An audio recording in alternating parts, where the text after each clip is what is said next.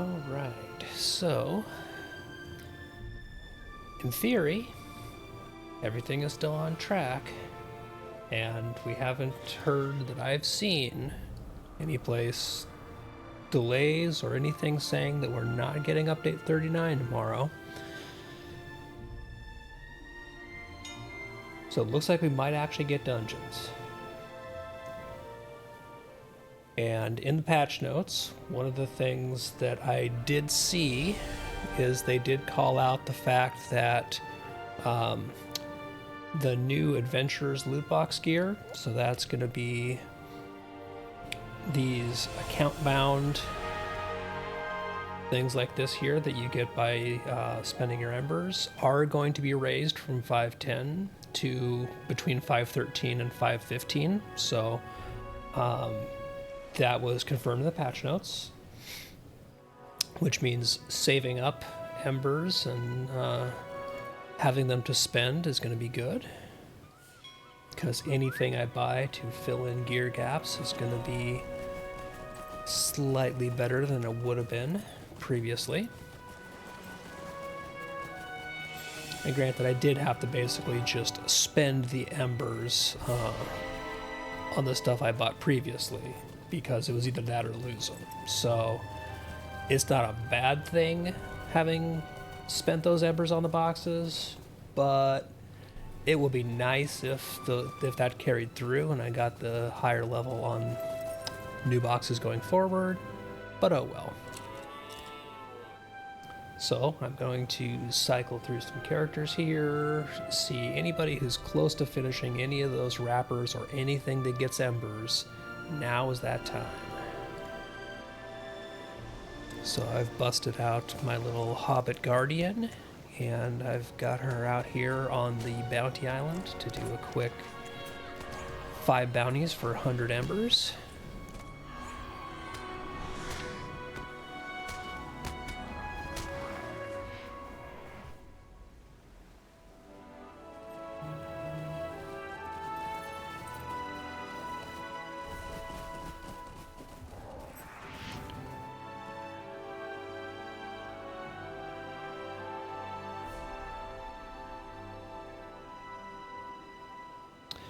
Oh, and the always fun message from the complex office saying that the main water is about to be shut off because a plumber just hit a water line, and they need to turn off the mains to repair it. So that's gonna be fun. It's a good thing I've got some water set aside. All right, are you guys gonna? I think you guys are all boxing here, because you certainly look like it. You're all in a clump, and you're all in the same kinship. Are you gonna jump in? I'm gonna walk towards the salamander. Are you here? I don't think they're really all the way here.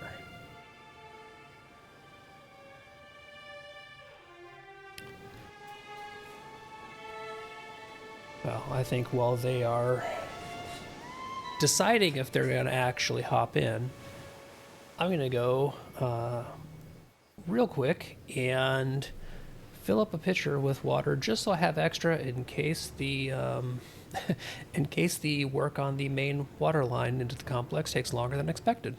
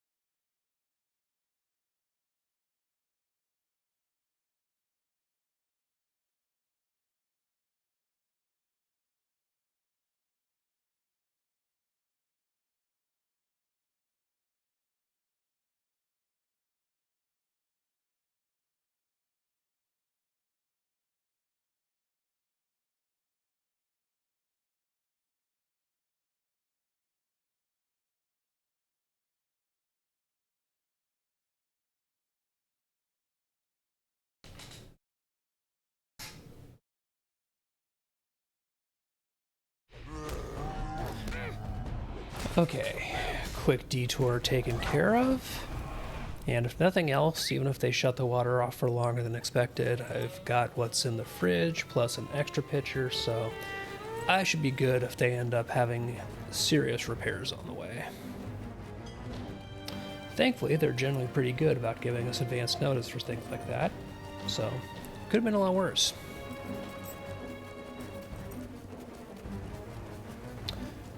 Hey, welcome back in. Got here just as I'm getting back from stashing myself a quick emergency water supply. Joys of plumbing in the complex. And looks like while I was away, I missed the crab, dang it. Hopefully I can catch up to the group of the beast up here and only have to redo one of these guys, but nope, I missed that too. Rats.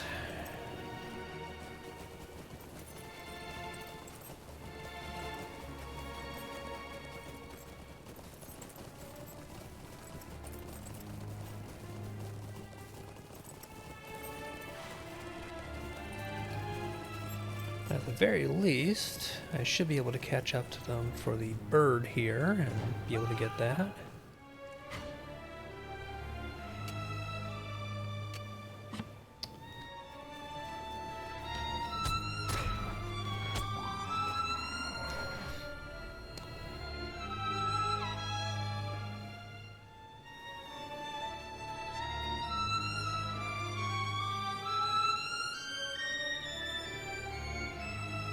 I wonder how many of this cluster of people down here are actually the same person playing multiple characters.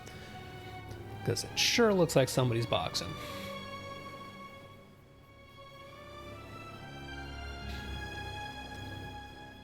But it is a good way to get yourself some extra embers, so not going to complain. Granted, you have to do it across all your accounts.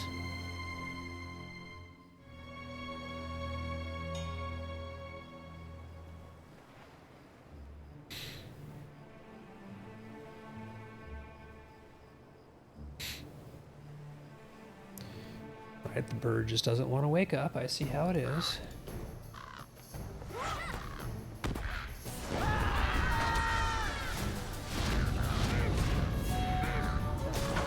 Now, if I can remember how to DPS on the guard, it's been a little while.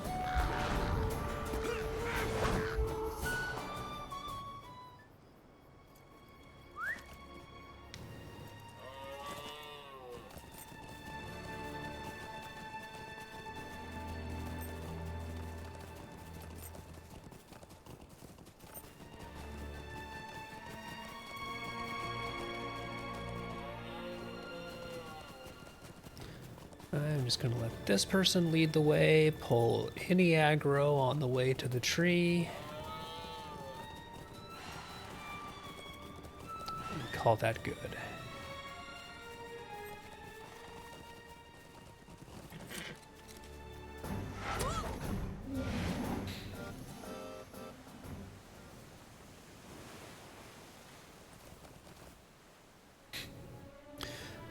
Of course, I got an essence for outgoing healing rating on my Guardian. Doesn't really do me a whole lot of good there.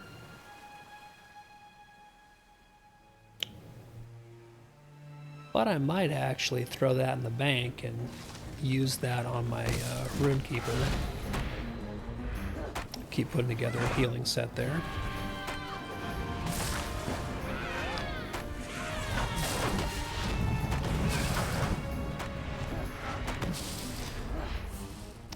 That particular bit of lawn maintenance is finished there. I don't think any of these guys are headed to the ore. I'm just going to go ahead and mine it real quick.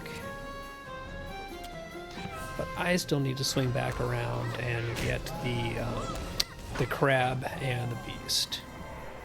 Unfortunately, I missed those two.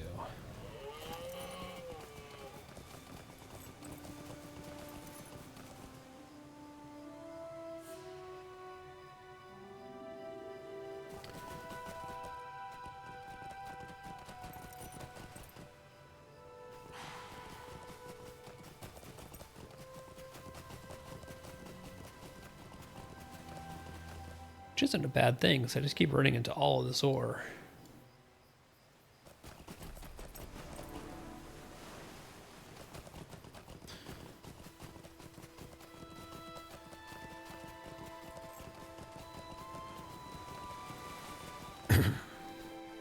But yeah, I'm actually pretty excited about update 39 when that hits, because that's scheduled to go live with tomorrow's maintenance. So not only are we going to get our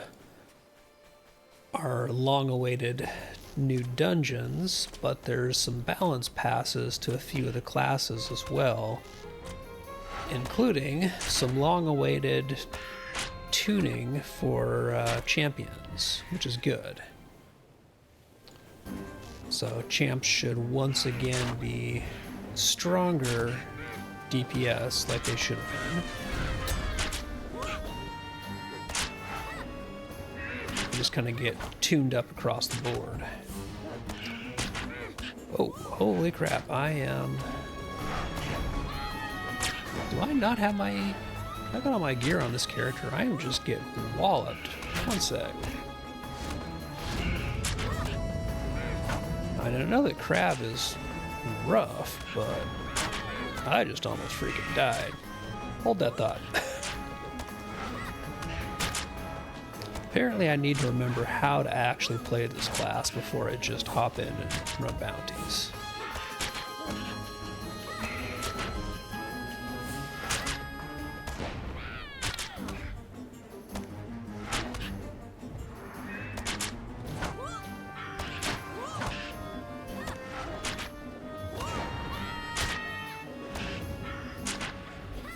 Nope, got walloped.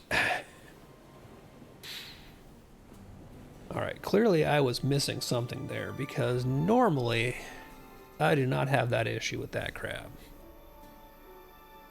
All my gear is on. I'm in the right spec. I didn't accidentally de-equip virtues. Man, I don't know. I just got my ass handed to me. That'll happen. The crab is the one that I find the absolute pain about the bounties out here, because it's got really high defenses and it loves to apply bleeds. And that is one thing where on the Guardian I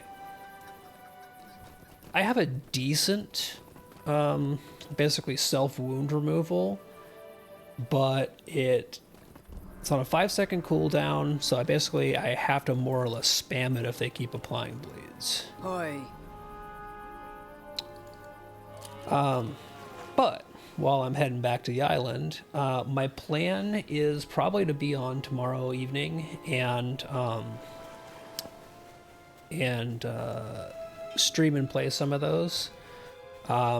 We'll see if I end up just running like the lower tier versions of them, because I know from what people were saying when they were on Bull Roarer, which is the kind of like public test server that Lotro puts up when they're kind of doing expanded testing for patches and updates and things like that. They've had the dungeons up on Bull Roarer a few times. And I know that at least the small fellowship dungeons, which are the 3-mans, have solo duo versions as well as the 3-man and the higher tiers. So depending on how many people are on and running stuff tomorrow in the evening, especially how many people, like if we have anybody in the kin who's on and wants to do them, or if that's a weekend thing, I might end up pugging, or I might end up starting just running them like solo duo and then moving on to the small fellowship.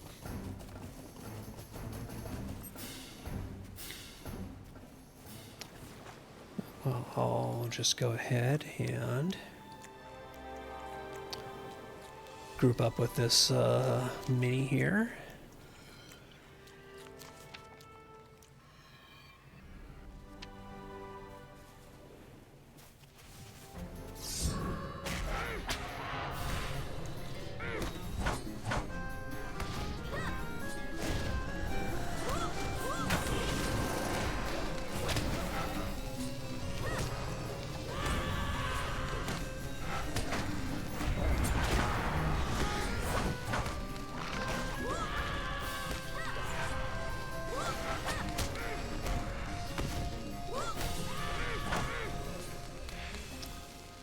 Well, that at least went better, but it's the salamander. I expect it to go better.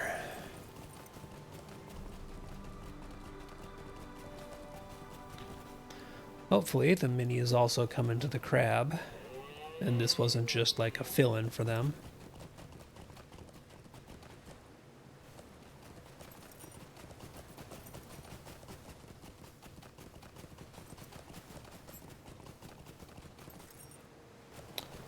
But while I wait and see, I'll just go ahead and take care of some of these little shore crabs.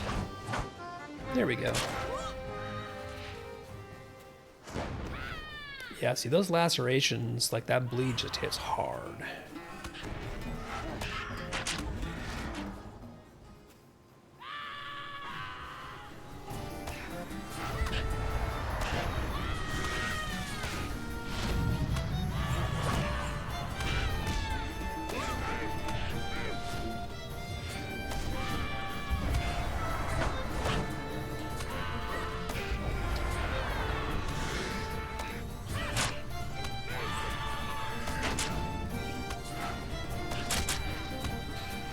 One thing, unfortunately, that I lack as a Redline Guardian is I do not have the same level of self-sustain that I tend to have on my Redline Champion, for example.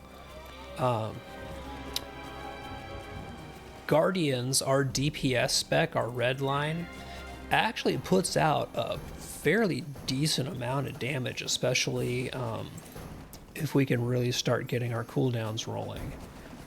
But unlike some other DPS specs, like, you know, I usually compare it to the Redline Champion just because that's my main DPS class and my main DPS build.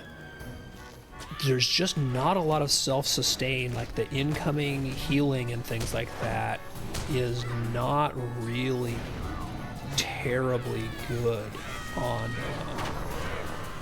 a Redline Guardian. So very much at the mercy of just how hard I get hit, and do I have potions and my couple of heals I can get on myself, which tend to be on long cooldowns.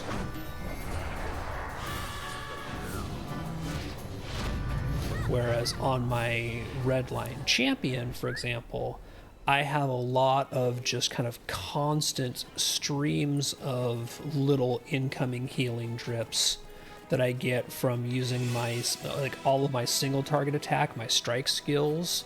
Those have a chance to proc a heal, and I also heal when I kill targets in a Redline Guardian or a Redline Champion.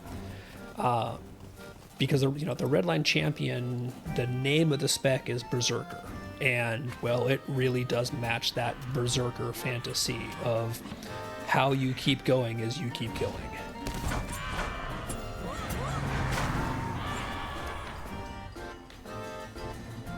Oh, we still have a sneaky stalker here.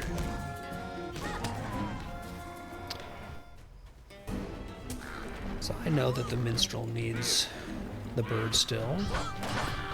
So I'm going to help them kill the bird and then the tree afterwards, because they came along at the perfect time and helped out with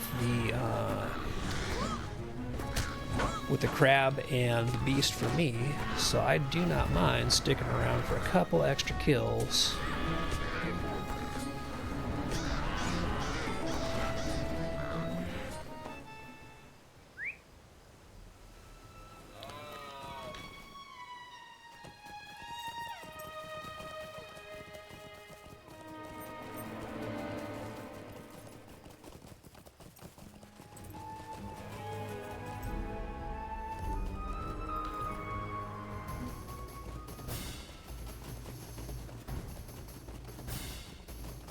And this time around, I will run interference on the way to the tree.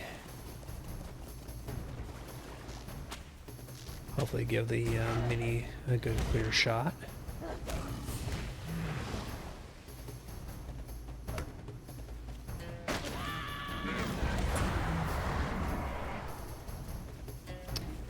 And there is Our tree.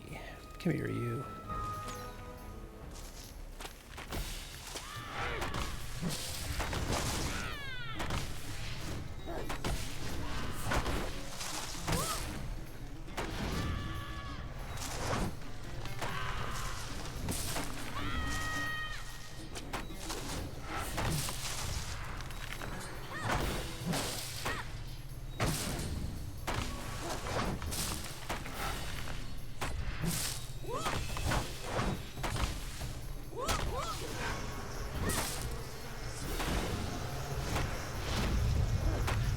Yeah, oddly enough, it's so much nicer doing these when you actually have somebody out here with you, and it's not just you. Go figure. Even if it's just somebody dueling with you.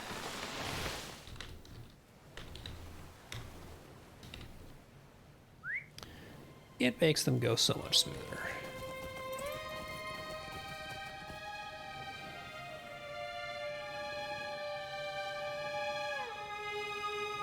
Oh, the the minstrel is also playing with landscape difficulty turned on.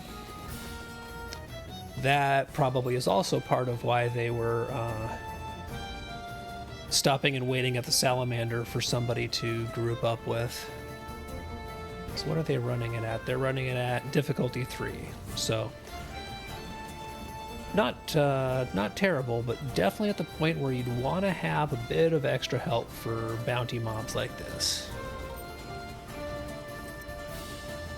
So that timing worked out even better. Greetings, kind traveler. Fair winds to you.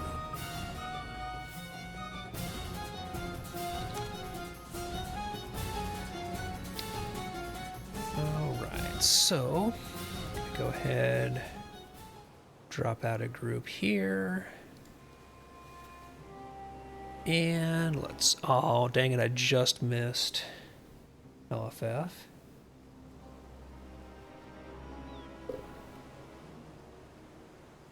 Yeah, that's the thing with Pantheon, is that it's going to be one of those games where it's going to sing in a group, and if you're just at bad timings or bad hours, it's going to be a bit rough past the really early levels. So, you know, that's just kind of the good and the bad of that game design is it really is group centric. It really is group focused. And I've had a blast playing around in the test sessions in groups, even like, you know, groups of 2 to 4. But boy, it's rough if you catch it at a bad time. But that's the design they're going for, and it is a lot of fun when you're playing with friends. Alright, the next thing I was going to do here is I'm going to pop into the Bloody Eagle Tavern.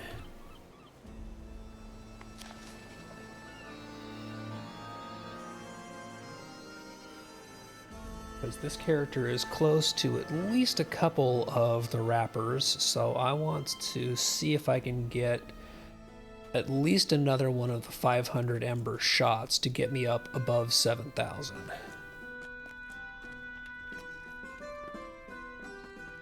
I don't think I have... Yeah, I don't have the currency turn-in unlocked yet. What news has come in with the tide? I wonder if that is... I don't know if that's a reputation thing, or if I just need to go out and do the hunting quests, the hunting camp quests, to unlock that. But I've already done the hunting camp quests, because otherwise I wouldn't have 3 of 16, so that's got to be tied to rep.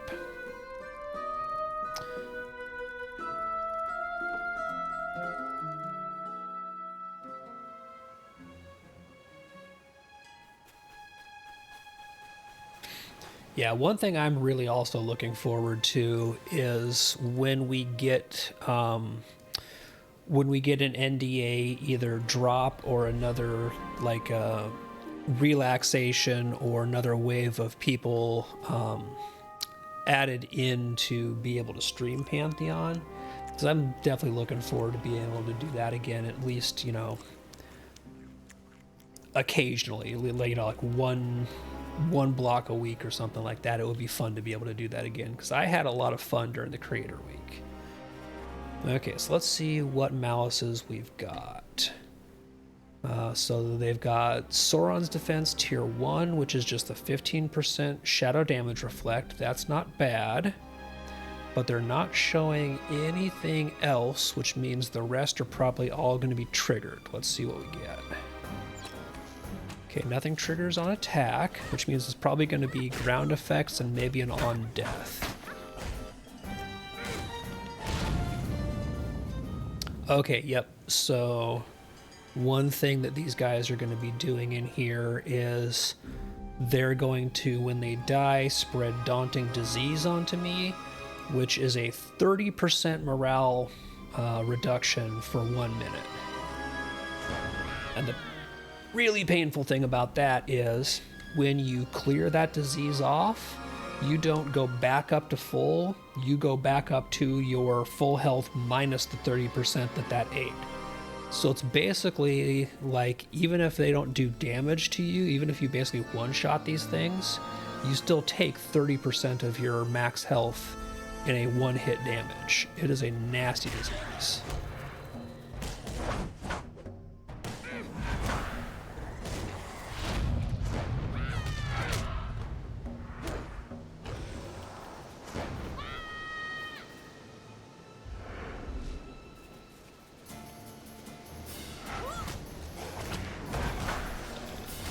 Oh, and that's another good indicator there, is it would appear that one of the effects they've got going on is that increased aggro radius.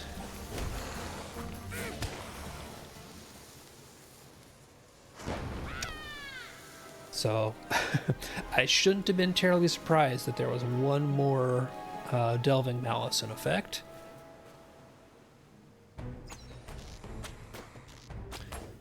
And of course, it is they want to smell you from afar and come eat your lunch.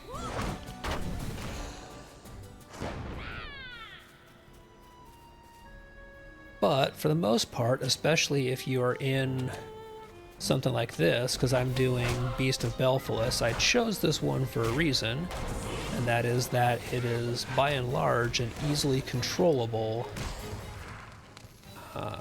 environment.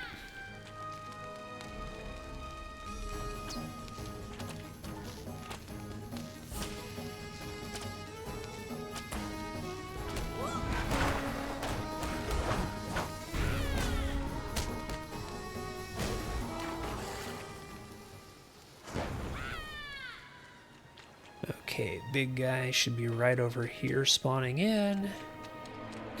And I'm going to get my charge stun in on him to knock him down right off the bat.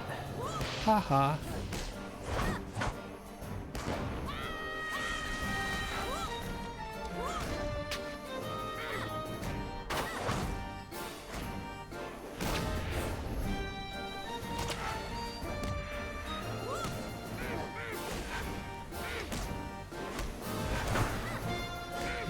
Bleed on him.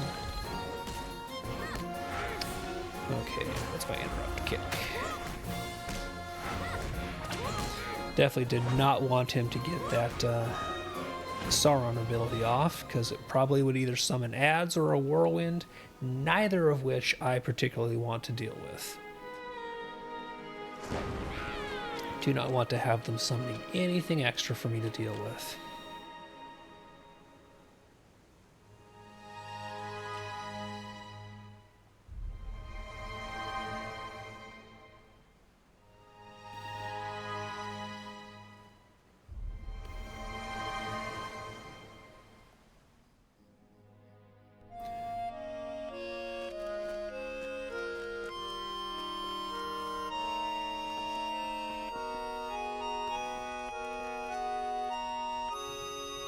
What Bloody new Eagle's a has come little in with full the tide? tonight, which doesn't surprise me. There's probably a lot of Do you people have doing need of something? very much what I'm doing right now, which is getting any last minute progress done on any of their wrapper quests.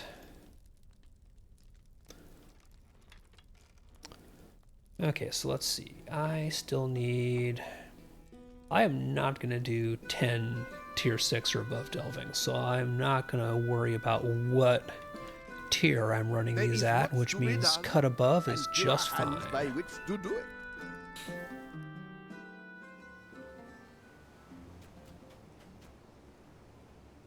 So I can run these at tier 1 to just make progress on that, plus the 45 mission wrapper.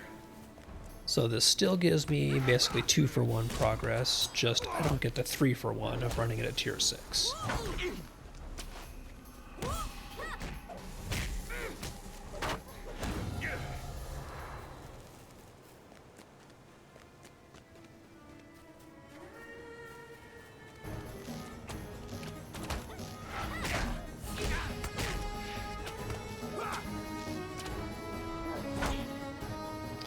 One thing I'm also going to have to make sure I do is that with update 39, we're going to have the increase to the max level of our legendary items. So those are going to go up to from 515 to 520, which means I'm going to need to make sure that I have enhancement runes on all of my level 150 characters ready to basically immediately level them back up to the cap. And I think I should be pretty good there, but I might have to spread some runes off of my champ, or I might actually have, come to think of it, okay, so I only have a few enhancement rune boxes in shared storage. Yeah, I will have to make sure that I probably distribute some for my champion so that all of my level cap characters can basically reforge their LIs right away and get them right up to current max level.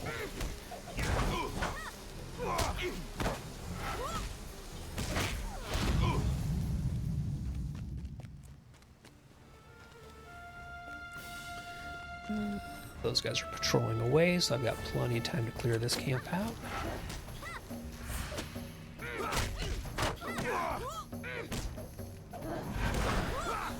And yes, Stans, it helps if you don't try to use the response before you use the opening move, because it doesn't work that way. You have to actually do the setup before you do the finish.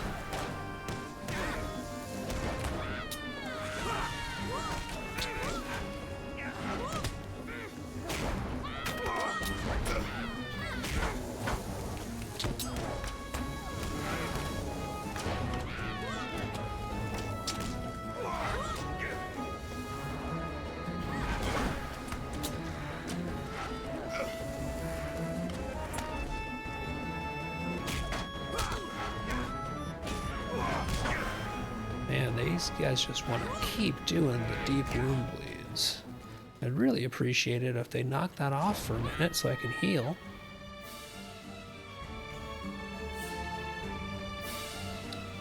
Okay, where's my stealth guy? There you are.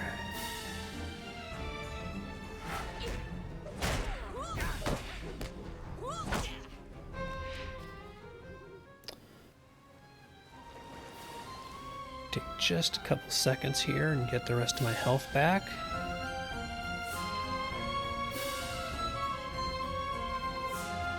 But I do have cooldowns to blow.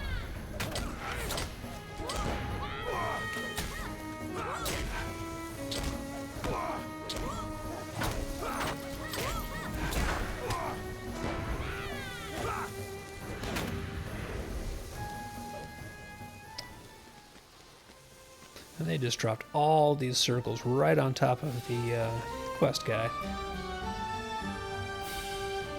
There's not a quarterstaff like a melee class, no. The only staff wielding class is the lore master that I was playing last night. That's the magic staff class.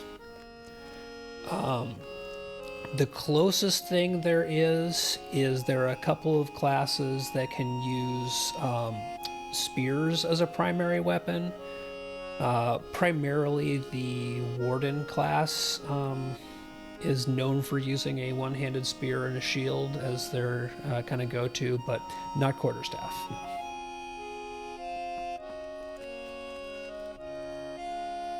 Do you have need of something? Might you spare a moment?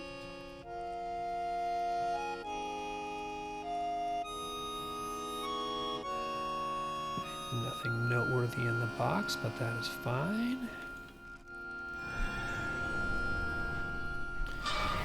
And quick double check to make sure I'm not close to capping Ritz again. I've got a little bit of room. Might you spare a moment? So we'll go do Taste for Crab.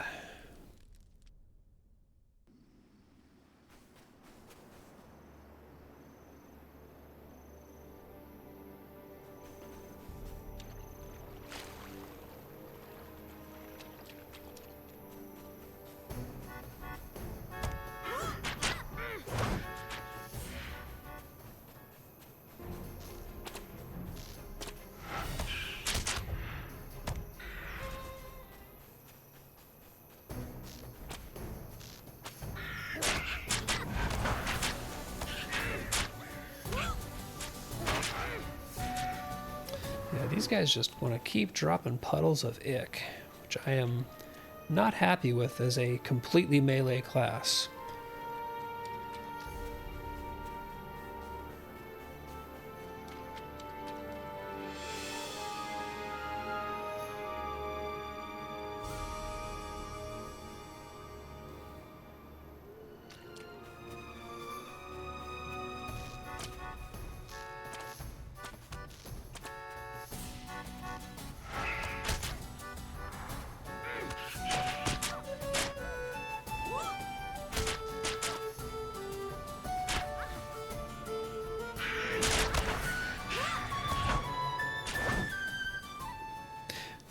And that's my favorite way to do those if I can, is gather them up and blow a quick cooldown to AoE.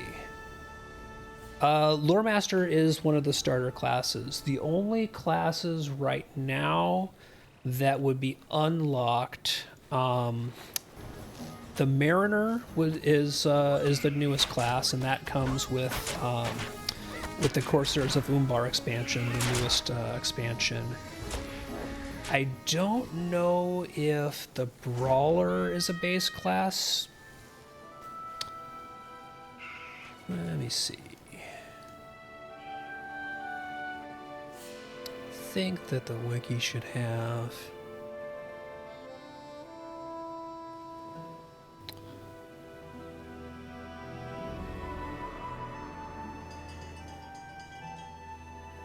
Good and bad, asterisk, yeah.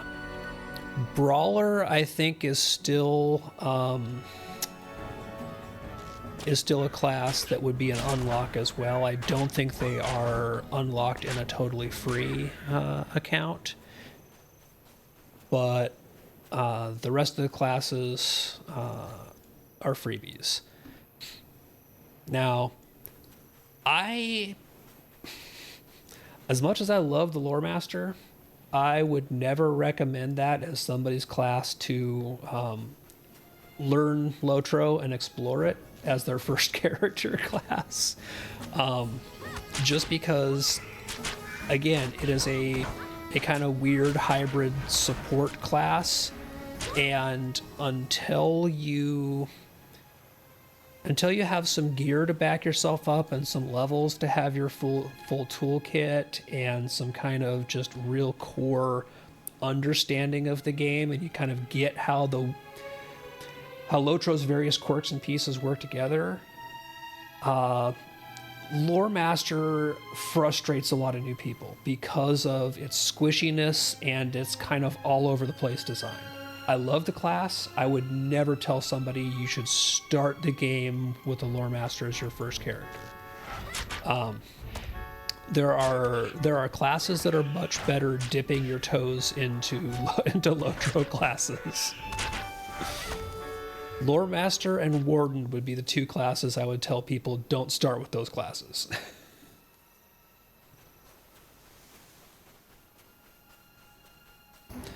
And that's largely just due to their inherently more complex design and gameplay style. And then again, the Lore Master's kind of squishiness and weird rate at which you get and unlock some of your toolkit as you go on.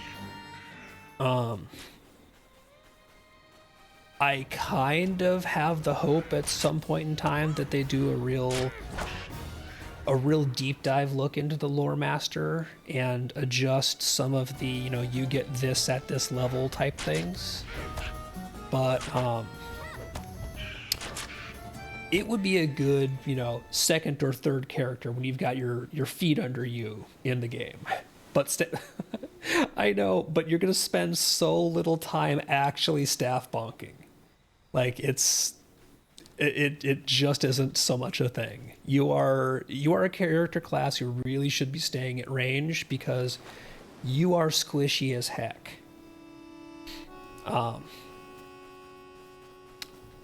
Another thing that is always something to keep in mind is that classes in Lord of the Rings are roughly split into one of two broad categories. You have physical classes and you have tactical classes. So your physical classes are, kind of exactly what you would expect. They're champions, guardians, hunters, people who use their weapon to physically hit things and do damage with it. That's their core design.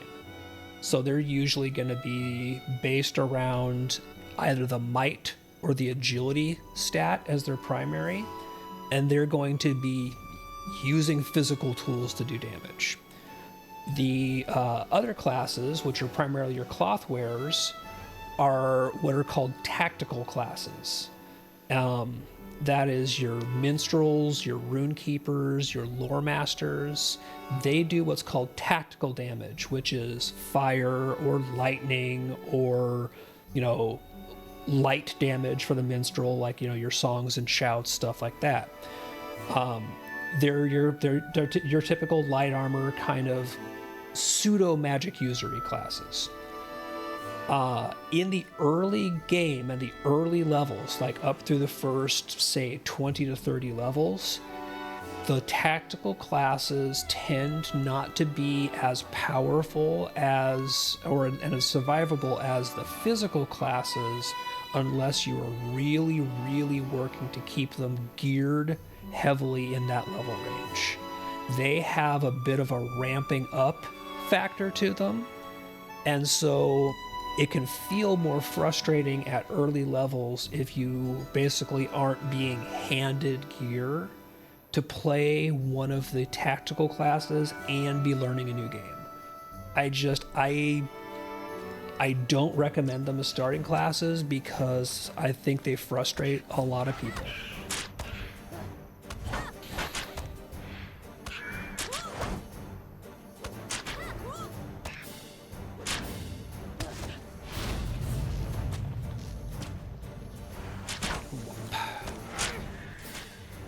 Down goes the big crab. Like, I very definitely have my favorite recommended starting classes for new players to get in and dip their feet into Lotro, but everybody has their own.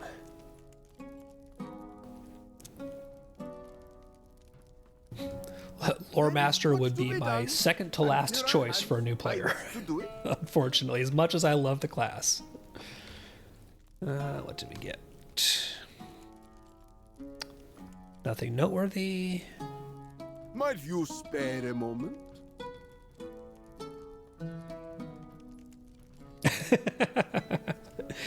Yeah, the staff bonking is going to be very, very limited on the Lore Master. It's more like, Bear, please keep this thing off of me while I throw fiery pine cones at it for a lot of levels.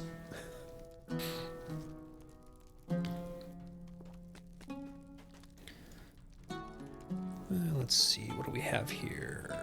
I'll do Dark Treasure. Do you have one more need of here. something?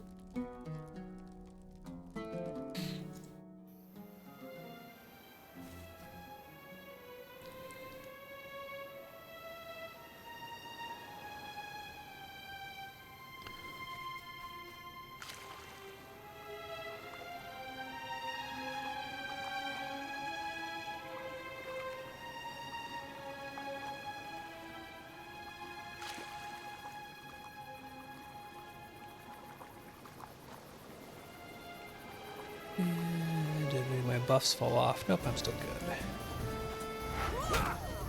Yeah, these enemies definitely have the increased aggro radius effect going on, because at tier 1, they should not have aggroed from that far away.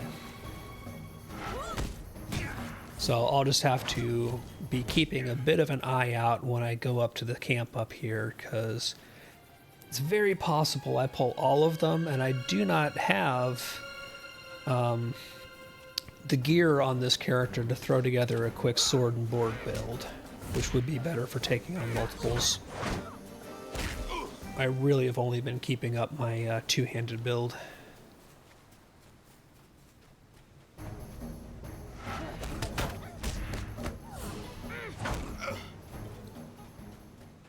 So here's where there's the very real chance that I pull more than I expect to, just depending on who's pathing.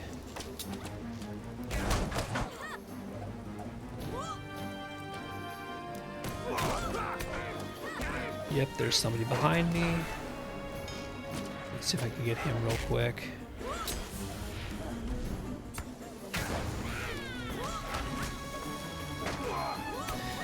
And that pulled these guys.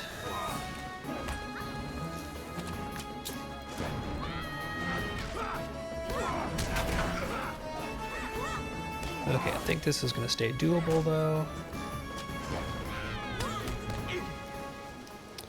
Could have been worse. Although now I definitely do need to actually eat food again, so I keep my regen up.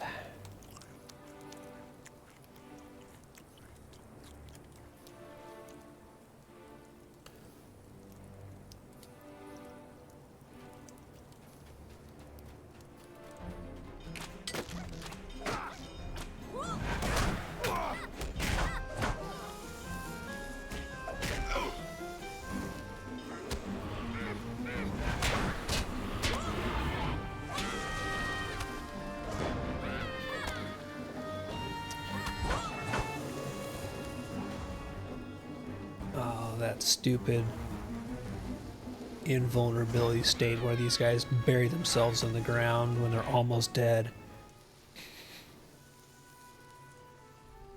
You know you're already dead, just let me finish you off, please.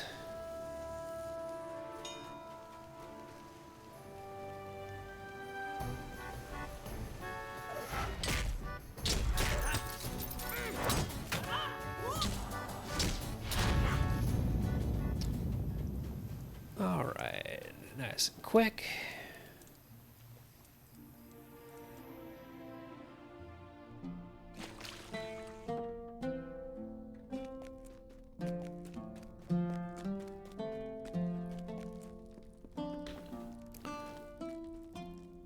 What news has come in with the tide?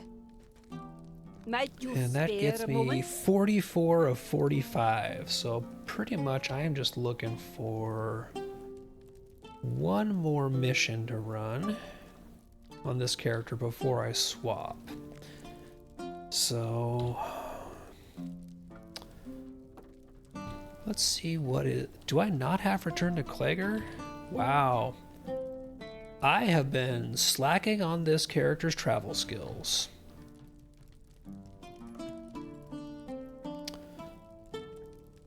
What travel skills do I even have?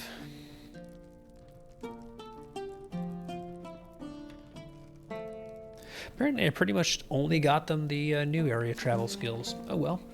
We'll use Return to the Shire and we'll ride from there.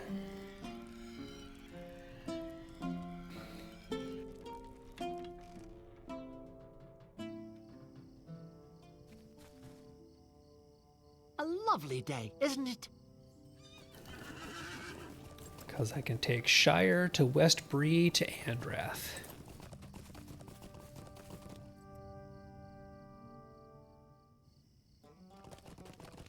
And I don't know, I might have already been through Andrath on this character. I don't remember off the top of my head.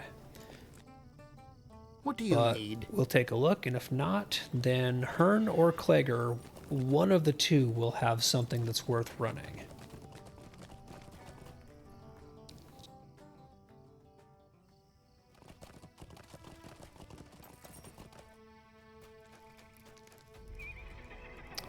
Could I speak with you a moment? There we go. Net and Glade it is.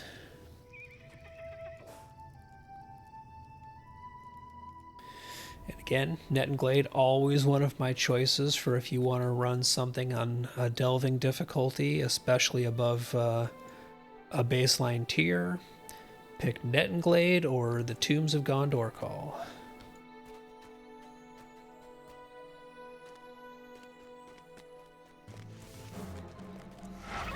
So I'll be able to run this one at tier 6, get one more of those high tier delvings done for the wrapper, but more importantly, finish off the weekly wrapper and get myself 500 more embers.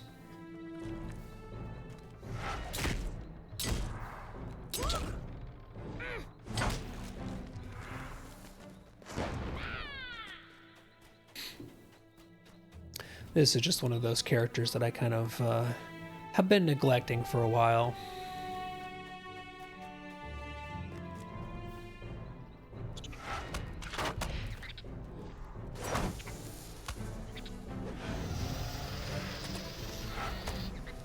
Even though they are a lot of fun to DPS with in a group. It's kind of funny. I almost would rather tank on my champion and DPS on my guardian in a group.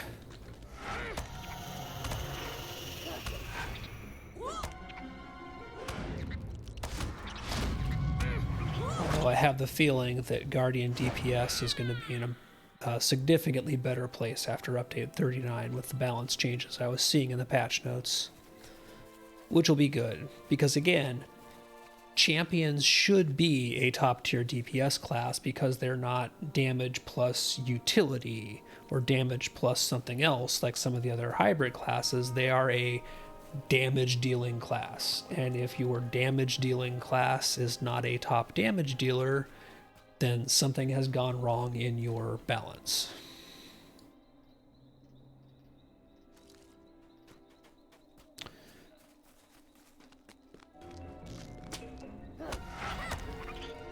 Clear my lurkers here so that they don't try to get me on my way back out of here.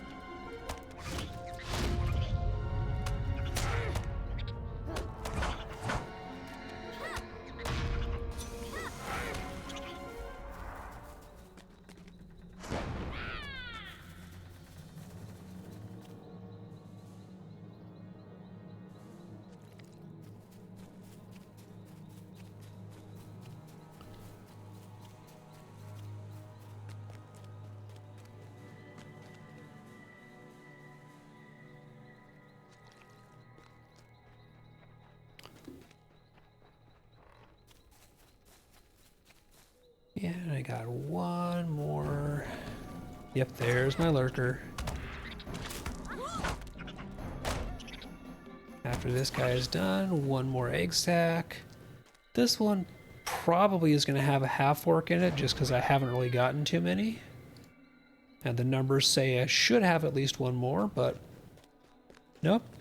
Just a weird one where I didn't get a lot of orcs. What's up, Poteen? Hang on a second while I finish running from the spider here. What you up to tonight?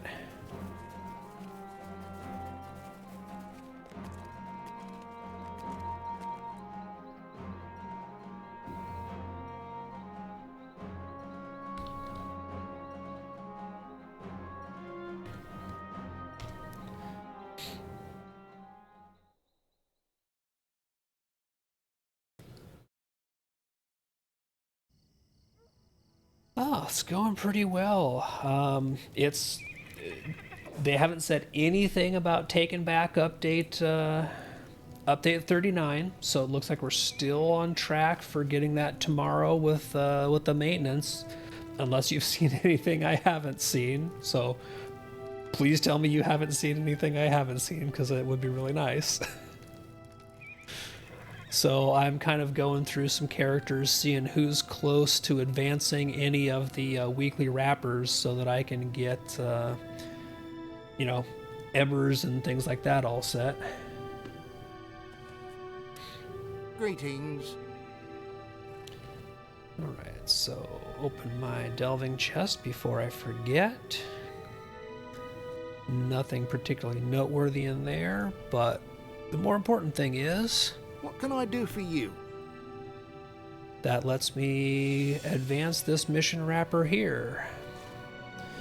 And let's see. I think I'm actually going to go back for a little while to doing the grabbing some of these bonus character boost boxes, just because they have an extra 1000 virtue pot in them, so I can stash some of these and transfer them and use them on my lore master to help make up for the atrocious virtues that she's got going on.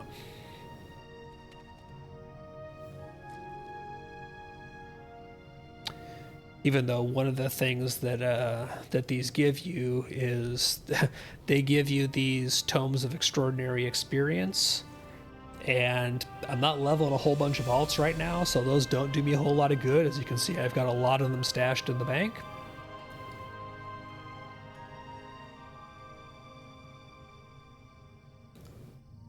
Let's see. Legendary boost, crafting mats, Okay, nothing else I need to stick in the bank there. But this is good. This lets me finish up this character here, and now I'm going to put their stuff in the bank and swap over.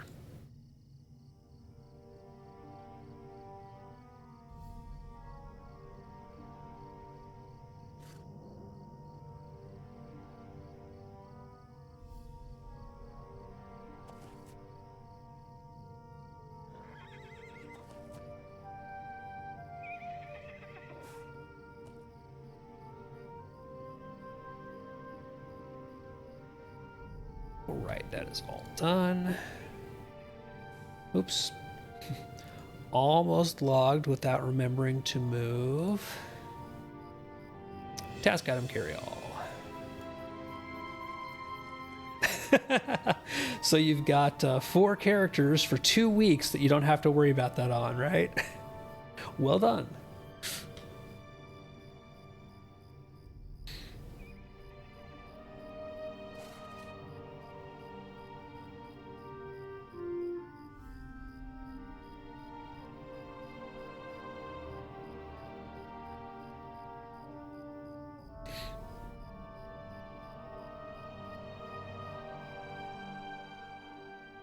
So I think next what I'm going to check is I want to see where my Runekeeper is left off, see if they're close to finishing anything.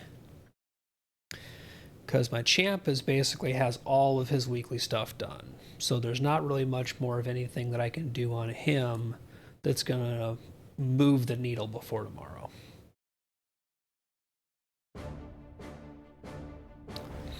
So I'm kind of taking a look around to see if anybody is close to finishing one of their like weekly wrapper quests, because I was just able to finish one up on the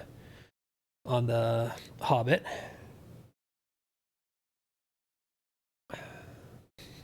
Oh, the Hobbit Guardian. Yeah, there's something about the male hobbits, like the dudes just they don't look right, but female hobbits they use amazing models for those. So it's pretty much mostly what I use if I'm doing a hobbit.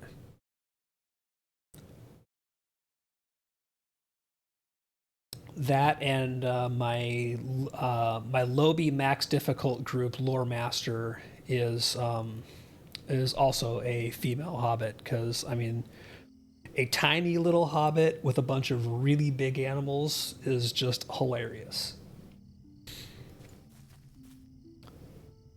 Okay, let's see what I've got left here. So it looks like all my delving stuff is done.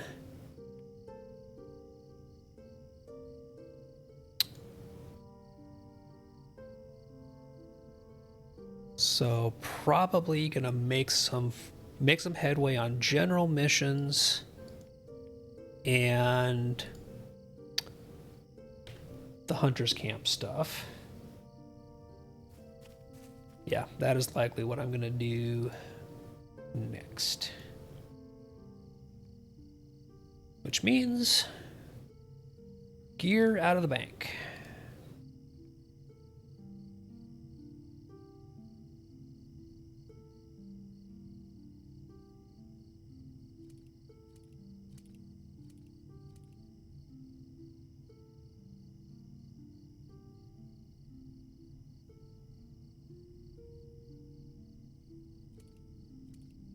See if I can actually consolidate any of these boxes down into, okay, your runes. Essence boxes, can't open that yet. Okay, that makes a little bit more room.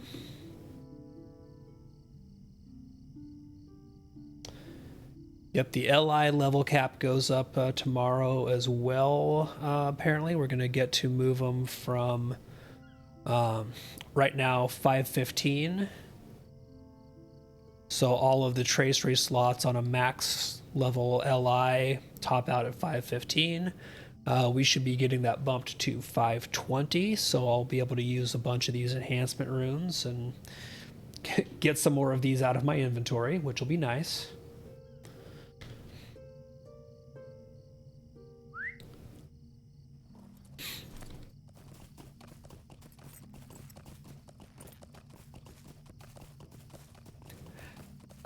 Yes, the this character was made intentionally to have that effect,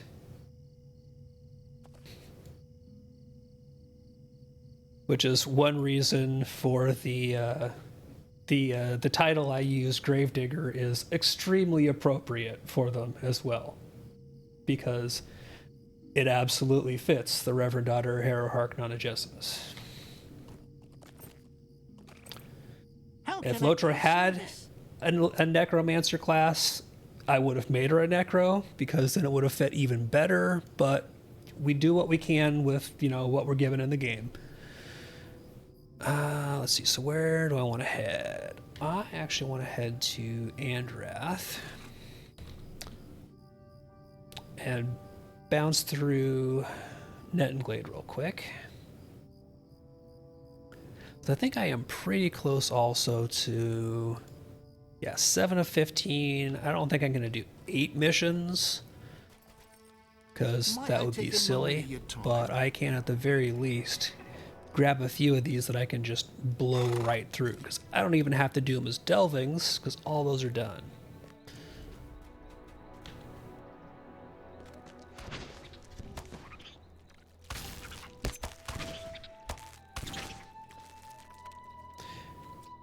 Yeah, it was even better when the account-wide green skeleton horse went on sale a while back, because I was just like, oh yeah, we're picking that up, because that is this character's mount, like no questions asked. That is, you know, that is what she would ride. We know this.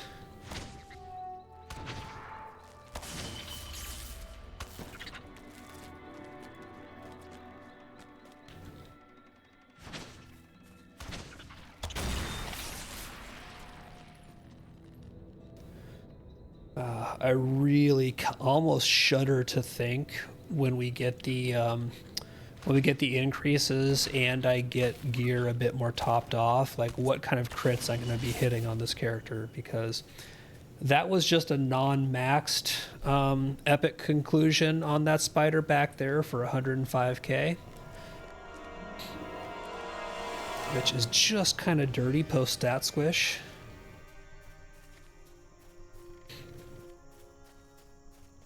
Like, this character in this build primarily does one thing, and it is big single target crits.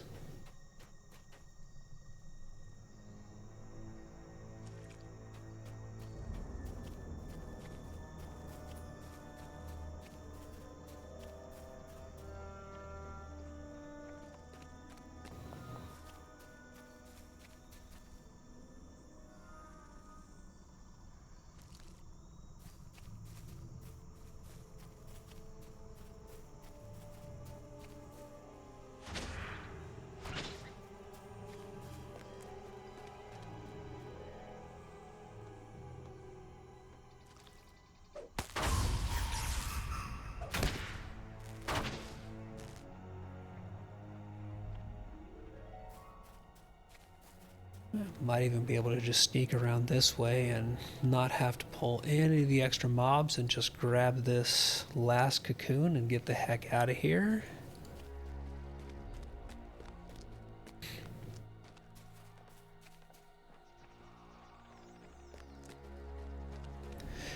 It is really funny when you're used to doing like everything on delving difficulty at least level 1, if not level 6 or so, to come back and it's just like, oh, this is normal difficulty. Huh.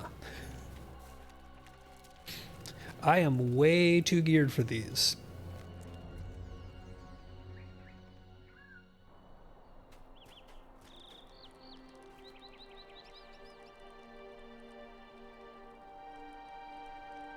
Greetings.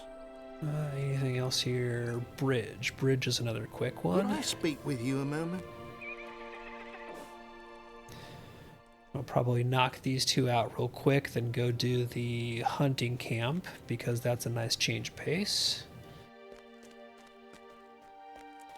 Actually, after I do the bounties, because I have not gone and done the bounty board quests on this character yet today.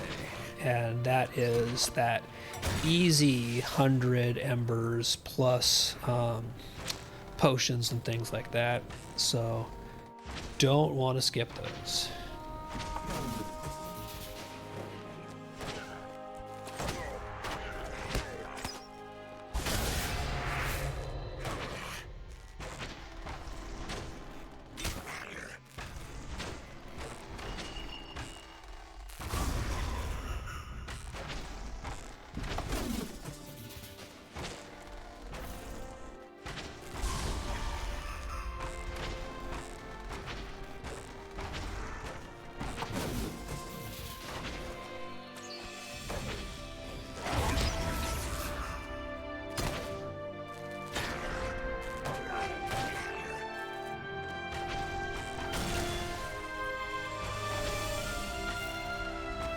One last gate, and then I can basically just run through to the end, because these guys are not actually part of the mission objective, and they despawn when you get to it.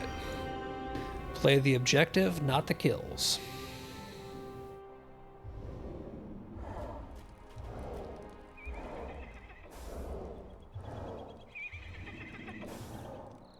What do you need? Alright, that got me a couple of really quick missions. None of the rest of these are particularly quick. So, just going to take a quick detour out to Halrax, and then bounce to Bel Inzol. And with any luck, there'll be people putting together a group to do bounties out there. There have been a few bounty groups that have been going out there. Think again, because a lot of people are doing very similar things of getting as much of this stuff done as they can before tomorrow.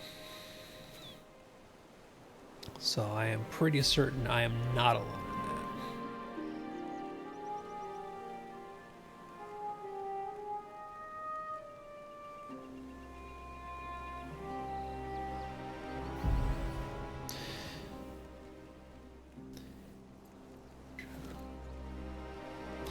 Yeah, you see that a lot when a patch is about to drop. Like, one of the things that's in the patch notes, I don't know if you've had the chance to check them out yet, Poteen, but so all of this, like the traveler's gear, the kind of account bound stuff you buy in the with the embers or the motes of enchantment if you're below level cap. So right now, at 150, we're buying these adventure gear pieces that are item level 510. And they did confirm, like I kind of suspected they were going to, that when the patch hits tomorrow, newly purchased boxes, as they've done in the past, are going to be item level 513 to 515. So you're seeing a lot of people do anything they can do to get their embers close to cap so that tomorrow they can buy boxes that are going to be stronger than boxes they would today.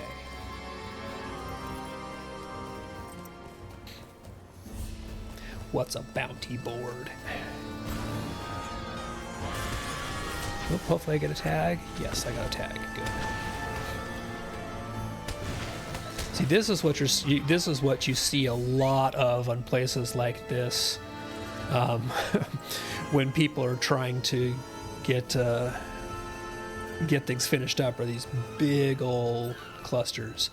Yes, we're supposed to have the 2 3-mans, the 1 6-man, and the raid apparently all dropping tomorrow. I haven't seen anything about them pulling any of them, so I am very much looking forward to that. I plan on being on tomorrow night to hopefully run at the very least like the solo duo versions of the 3-mans. If they kept those from Bull Roar, because I know that people were saying that they had the solo and duo. It's one of my late days at work, so I work till... Oh, that burglar just disappeared and went in, so I'm going to get my tag in. I'm probably not going to be starting until at the earliest 6:30 Central. And ideally, I'll be able to... let's toss this guy some heals, because you're getting a bit beat up there, buddy.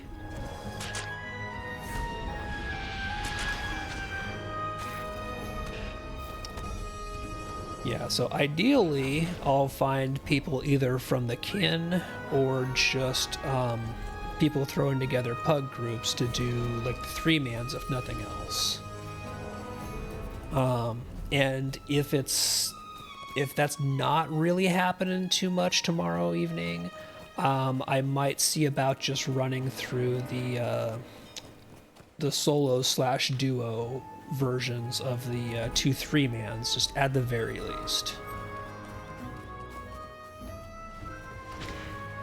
Cool, yeah, I don't expect that there's necessarily going to be like anything going on right away, so I probably am not going to get started with anything really until more like around 6:45 or so.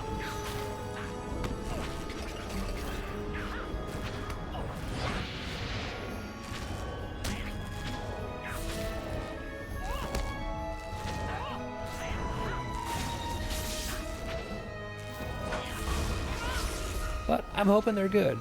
You know, I hear decent things about the 2 3-mans and the 6-man. So, you know, knock on wood.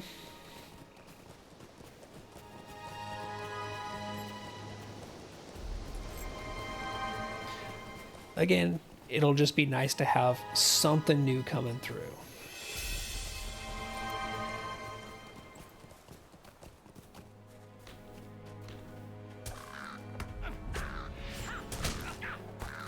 Alright, for this one, I'm at least going to throw down rune stones, because this guy seems like he's taking a bit of damage from these.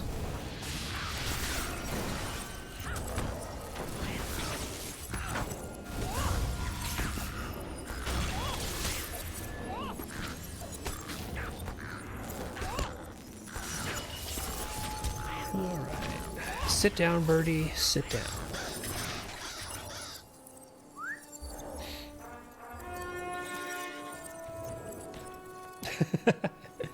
Yeah, if nothing else, some vicarious enjoyment, I hope.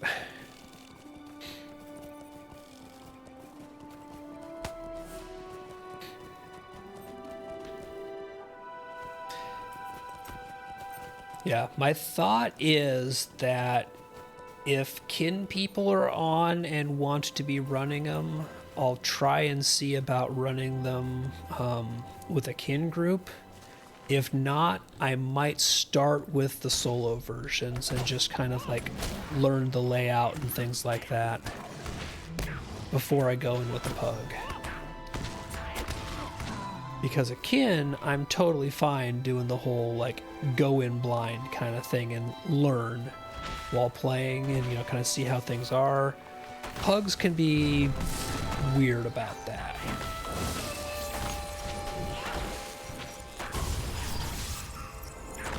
That is, of course, if they kept the ability to set the small fellowship instances to the solo duo difficulty. That might have just been a Bulgor only thing. I'm not sure.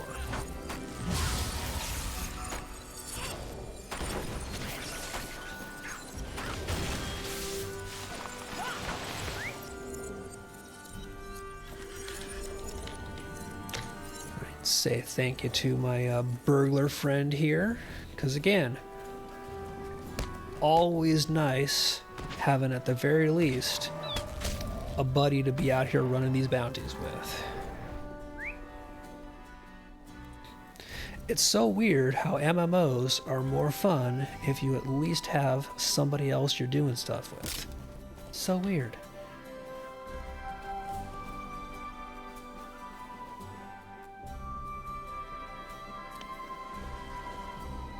Greetings, kind traveler. It's a fine day indeed.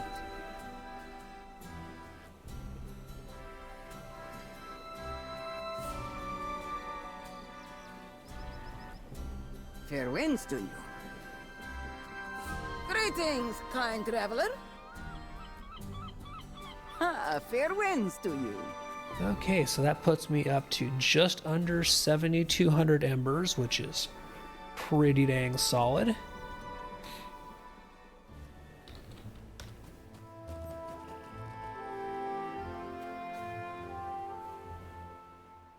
Oh, that's freaking hilarious. This burglar is actually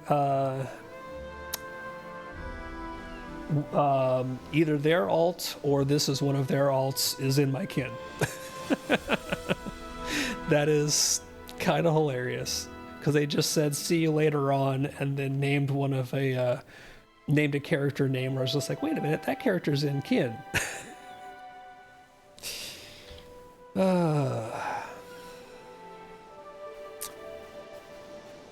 Small world. Fair winds to you. Alright, so Jack's Finale will let me take a horse into Umbar and get to the hunter's camp.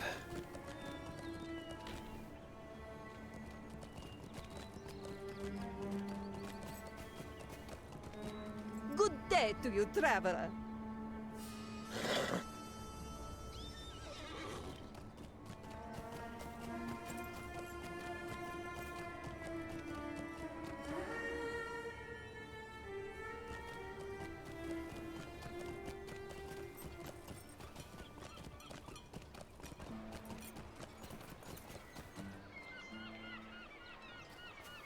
Good day to you, traveler.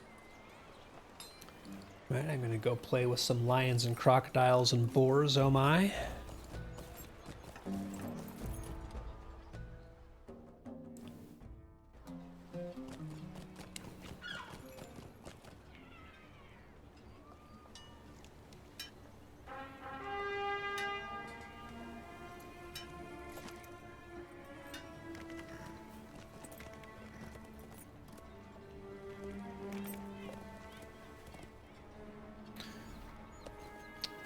Oh, that good old idiot pony rubber banding.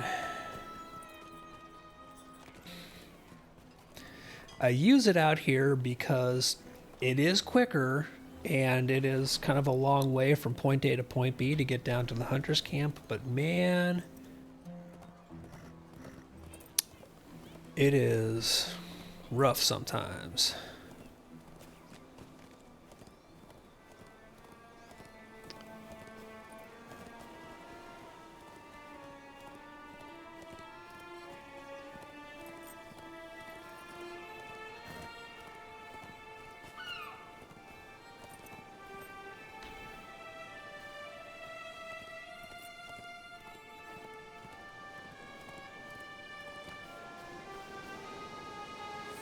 What news has come in with the tide? I'm pretty sure I've already done my TAM exchange. Yep. Can't do that for another 4 days and some.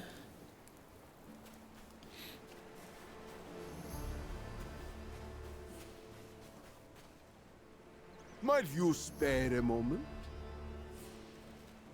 There is much to be done, and there are hands by which to And do it. now I'm gonna go ahead, eat my food, pull out my traveling companion, because you gotta have friends with you, even if you're solo.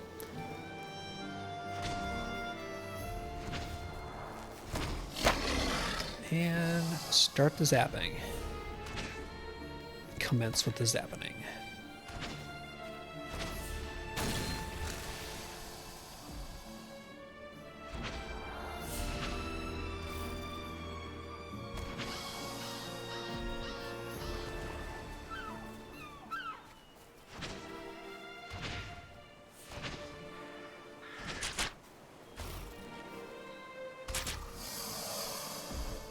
Where did this crab come from? Did it seriously just like sneak up behind me? And I wonder how long it was following me.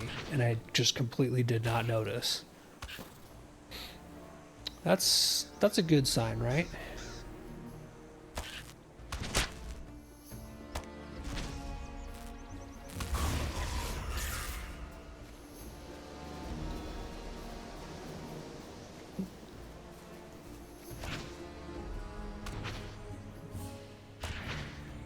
Well, there's a few crabs in this little area down here. I'm not going to say no to that, because any early crabs you pick up is just like, they're gimmies.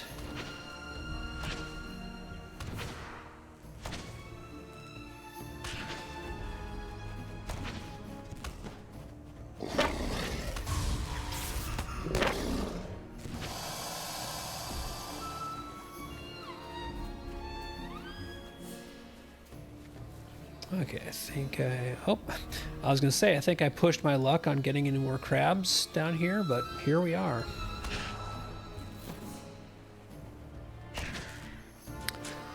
Seven crabs before I've even left the immediate camp area. I will take that.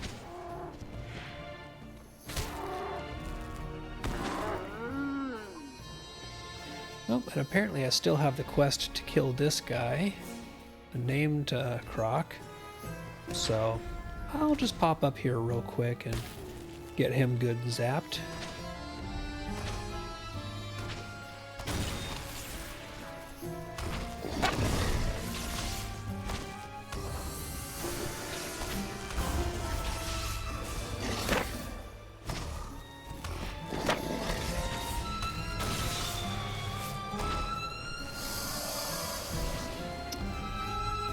Silly crocodile. You can't win, you know.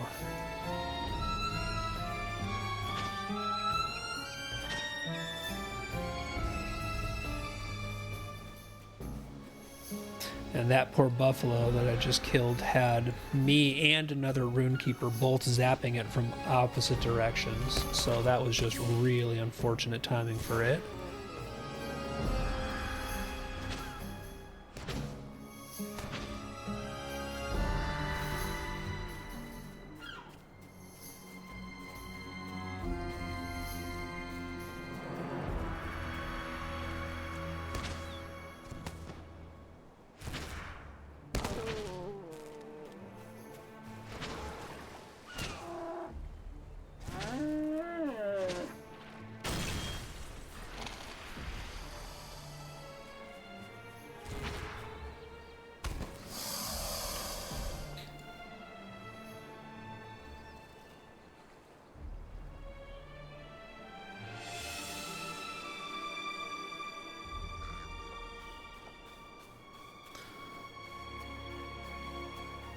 Take some boars here real quick. Targets of opportunity, basically, but I do need them, and I don't have very many of them yet, so in the basket they go.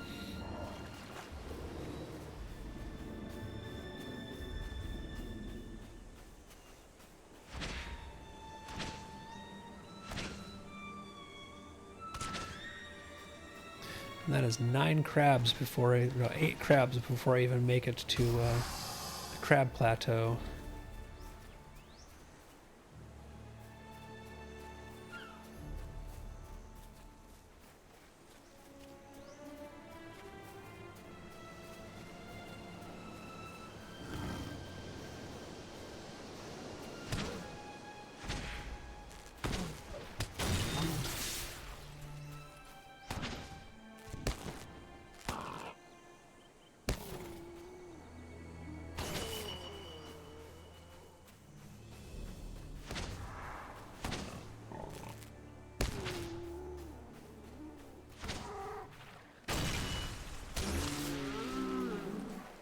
Let's see if we can get any more. Yep, there's one more down there.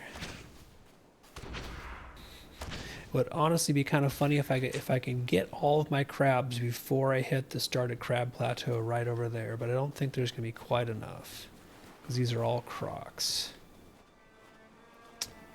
Yeah, won't be able to quite get there, but I mean that's 9 of 12.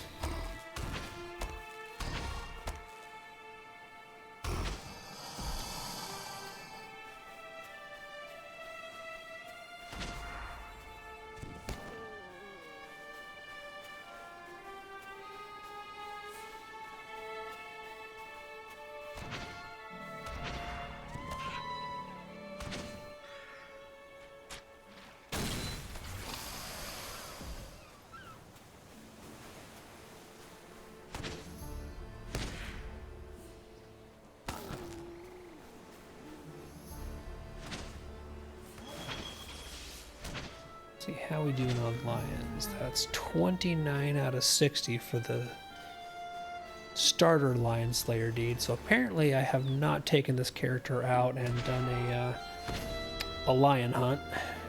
Might have to do that at some point in time.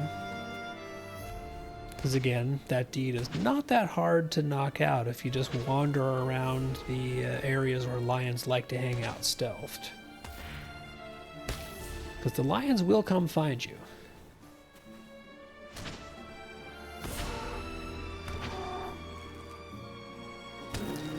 Sort of walk around dangling a piece of meat, they'll find you.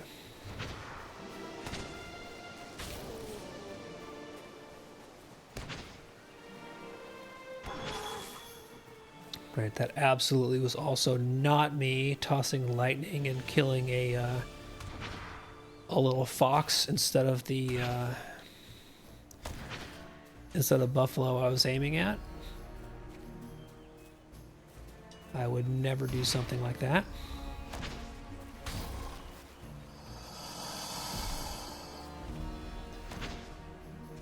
So this should be all my crocs and all my crabs. Wonder, do I still have... Yeah, I still have the quest on this character for the named Crab's Claw. So I'm just going to, while I'm down here, get that real quick. So, I mean, hey, if I can knock out some extras, I'll knock out some extras.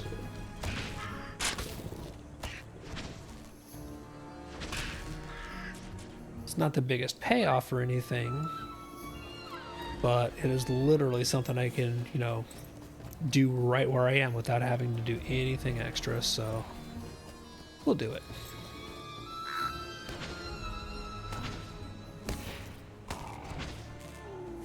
And yeah, give some legendary track XP as well as some rep cookies, so I'll take it.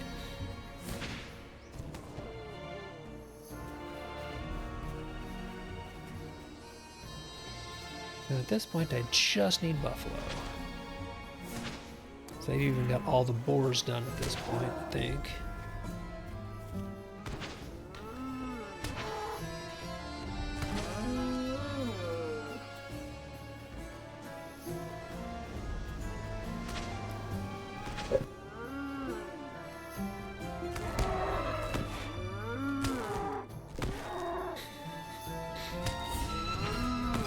Hopefully I got the mute off in time for sneezing.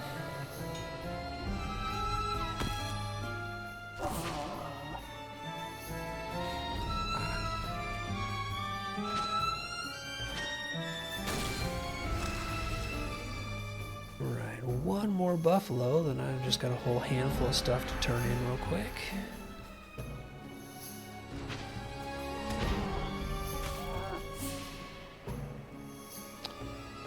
Okay, all of this is going to go back to the hunter's camp.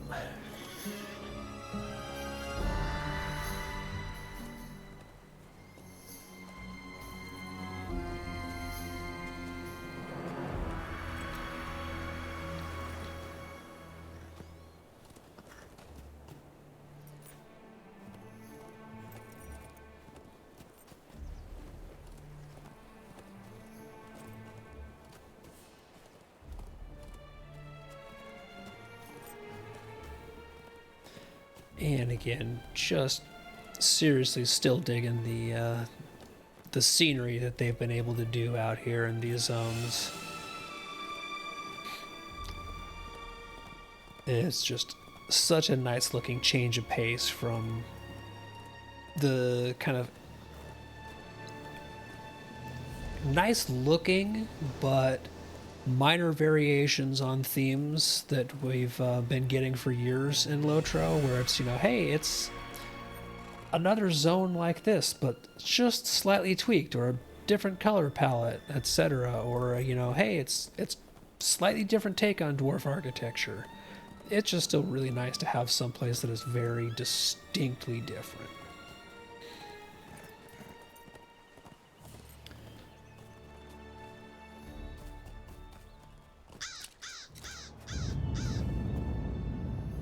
There is much to be done, and fewer hands Right, by you get which your to turn in.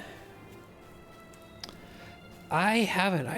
I never did play Elden Ring. I know there's a whole handful of people in SGL and Plus who are big in Elden Ring. It's just not my cup of tea.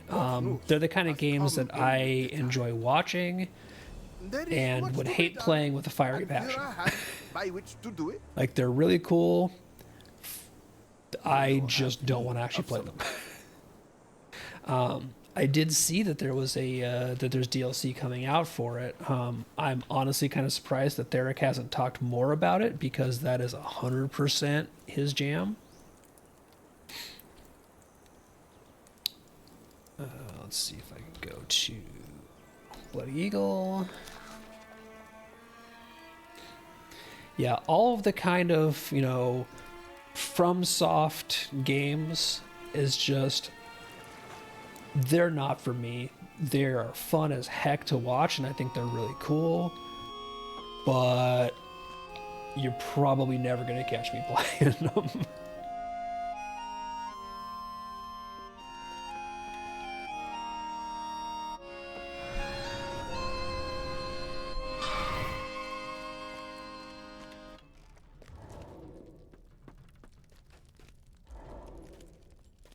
So let's see, what can we do that's a little bit different? Because we there is don't much have to to be run done these in and fewer hands by delvings. which to Let's do do natural disaster. Yeah, fun and pain. I totally get the appeal of them. It's just not a loop that clicks for me, if that makes sense. I get enough of that at work. I don't need it in my video games too.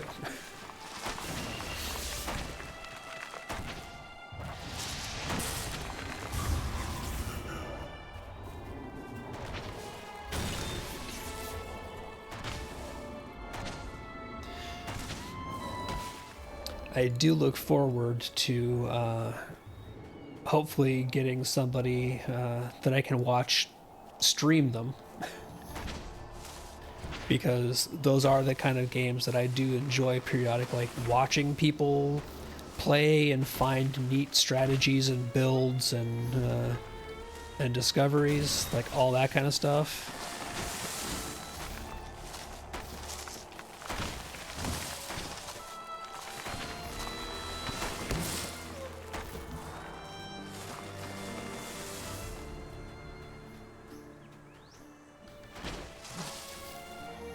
Alright, all you trees, we're just going to go ahead and do some quick lawn care here. Get rid of all these trees, put them back where they... Oh, I'm sure he will. Yeah, like when that goes live, you know Ko's gonna do it. Zeke will do it in 2 years. You know, when it's long since past its prime.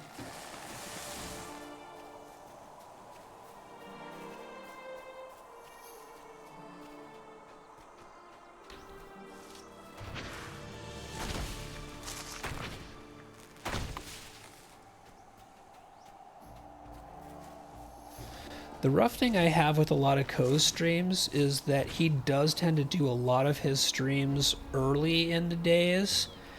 And so sometimes I can, you know, lurk and watch him at work or have him at least up on the screen. And other days it's just like, there is no way I can put any attention to even having half an eye on a non-work screen during his streaming hours. So it can be kind of a bummer.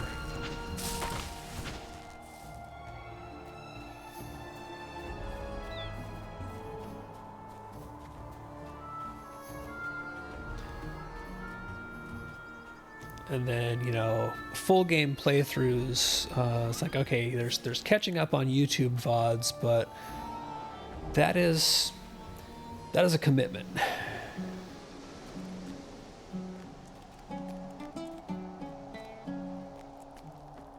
I still always like seeing the Warriors of Vilyakin around, because Vilya is one of the servers that's not around anymore, and that was the first server I played on at Let us launch, spare a moment. way back in the day. So it's just kind of neat to see. There is much to be done, and fewer hands by which to do Right, it. infestation of crabs. So this is going to take me down into the hold of a ship to take care of crabs and leaks.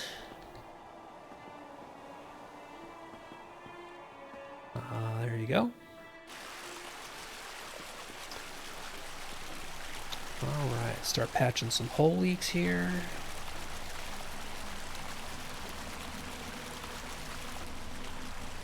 There should be crabs in the room here. Yep, there we go. Make with the zappening.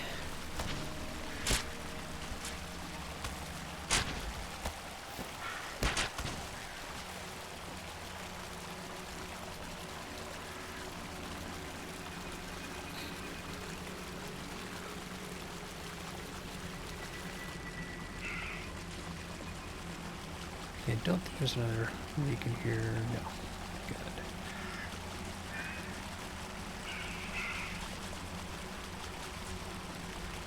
That crab is just sitting there, waiting in anticipation.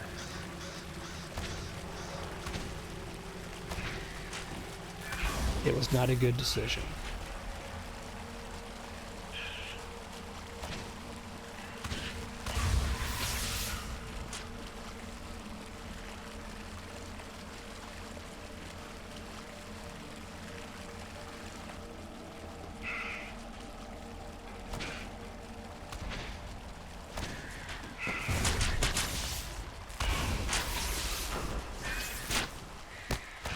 Not really sure fire and lightning is a great thing to be throwing around like in the hull of a ship that already has leaks in it, but I'm just doing the job they hired me for.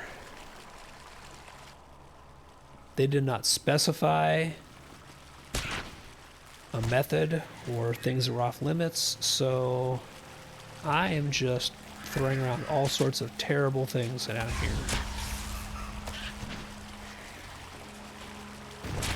Dropping a fiery runestone in the hold of a ship. It's totally fine. Nothing bad can come of this.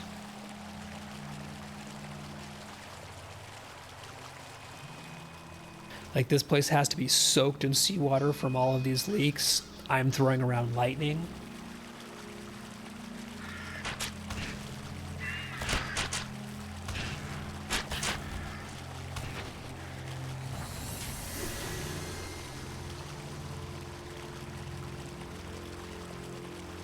I'm sure it'll all work out.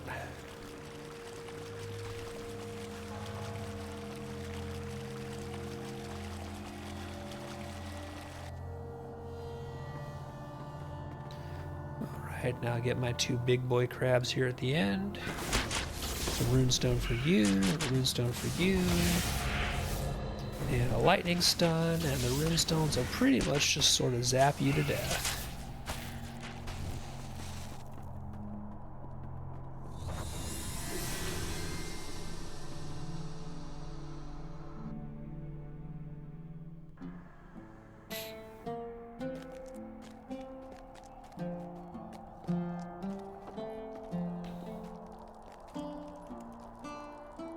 Might you spare a moment? Let's see what else is in here. I'll do ship a wraiths just because I haven't done it in a while. This is one of those missions where, just depending on where some of the specific mobs are in kind of the whole area, like, you know, they can spawn over on the hill to the left, they can spawn in just clusters all over the place. Sometimes you end up having to chase down my last, you know, binge drinker or blight caller because they spawned in a really inconvenient location, and sometimes you can go through here and have a very straightforward path to all of the specific mob types you're looking for to kill. So it's one that I don't always do because there can be a lot of extra running around if you just get unlucky on the spawn luck and your path you choose to take through.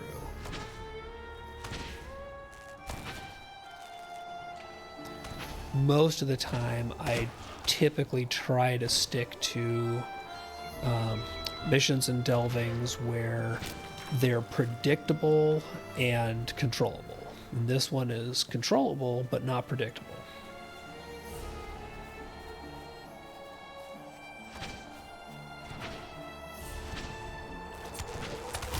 So it really only meets one of my core criteria, but I haven't done it in a while, so nice little change of pace. Who is up here?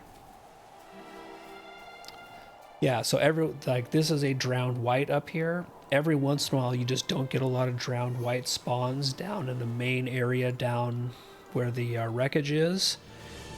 And if I got unlucky and there weren't many down there, this guy would be all by his lonesome that I'd have to come back and get, and then come back into finishing up the actual rest of the things.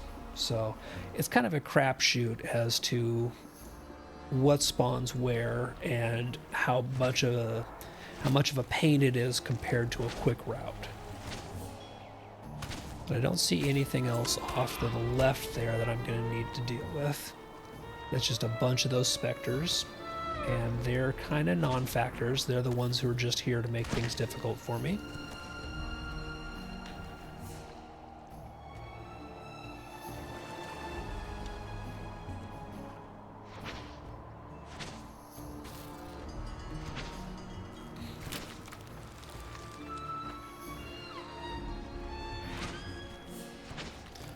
For whatever reason, for me, it's usually the blight callers that I just have trouble getting all of. So I still need one more blight caller and one more brine drinker. And usually there's at least one of each in the last group in the main ship. So I'm probably in pretty good shape here.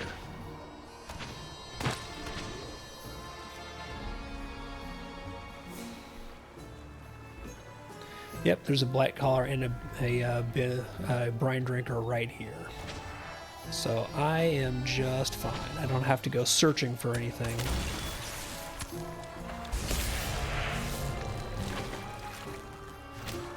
And I've even got extras down in here.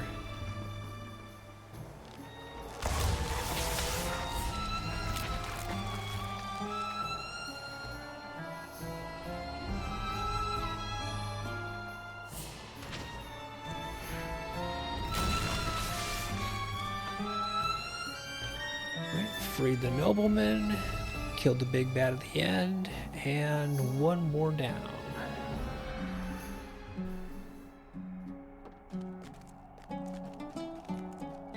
So I'm coming really close to that 15 to get my next 500 embers, which will be good because that puts me, that'll put me at over 7,500. It'll put me at 76 and change. So let's see. You have need of I'll do something. protecting the sea lanes because that's another one where I get to go run around in a ship, and those are just kind of fun. So this one is going to be starting in this top level here.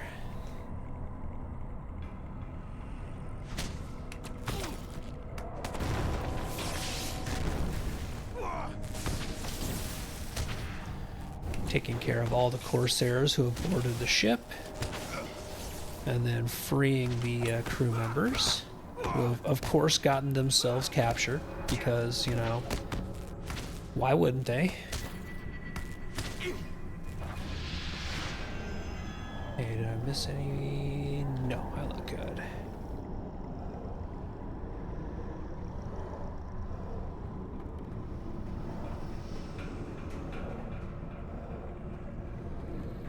Should be a stealth one right here. There you are.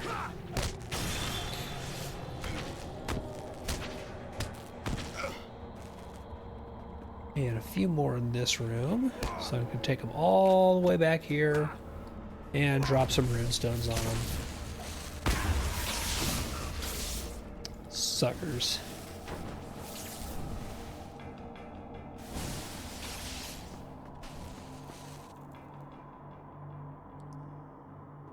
Okay, that should be good in here. So there'll be a few more left on the deck, and then the big angry captain.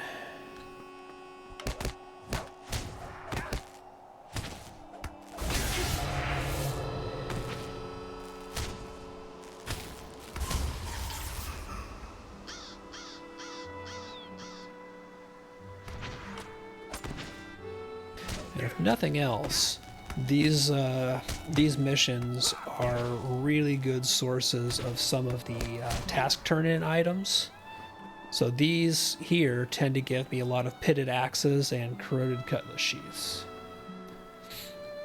All right, man, thanks for stopping by. And yeah, hopefully tomorrow's a go and nothing bad happens. Knock on wood. Enjoy the kid time.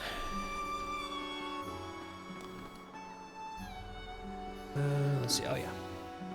Big guy should be back over here. Here we are. Get him zapped real quick, and we are done.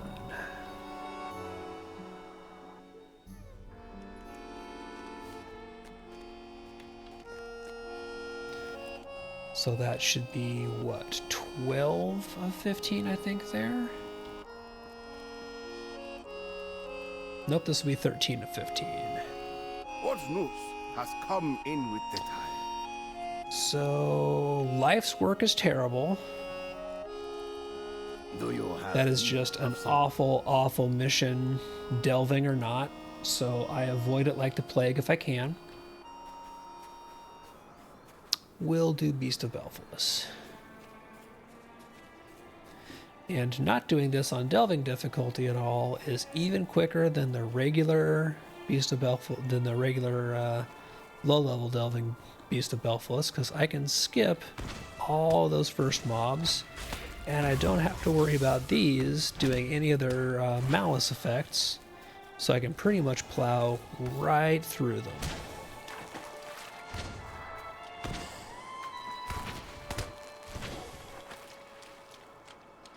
And again, this is just kind of the stuff that comes from being geared to run delvings and just going back and doing regular difficulty missions to finish your wrappers, is you can blow them the heck up.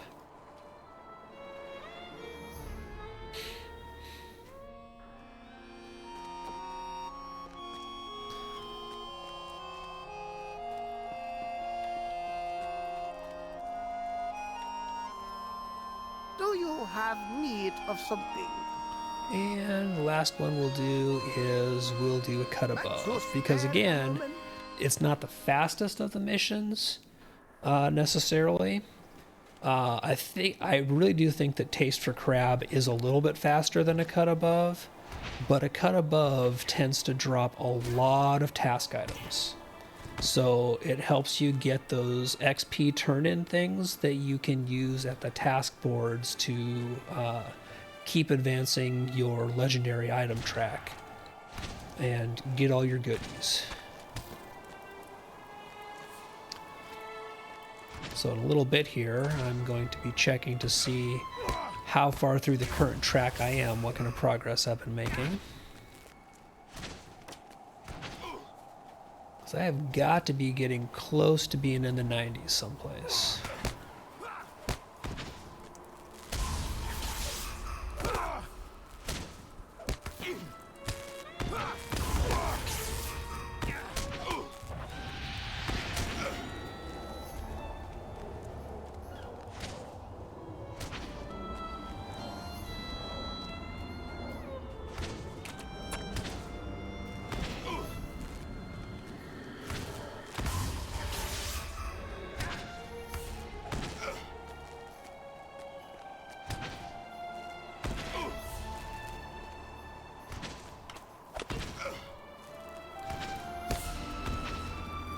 I'll just let all these guys come out here, and then I will drop runestones and just kind of mulch them.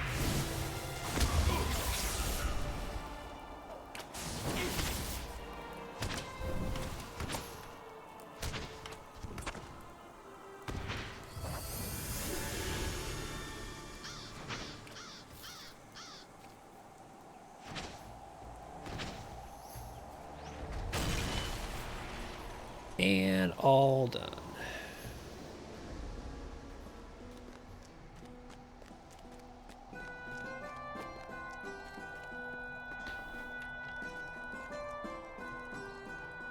What news has come in with the tide? Oh, I need to make some inventory room here real quick.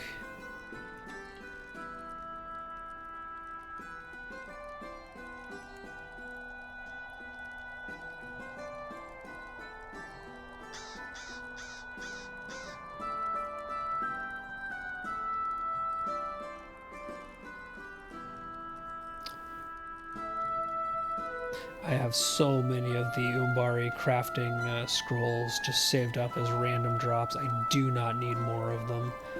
So, I'm sorry, but those are vendor trash.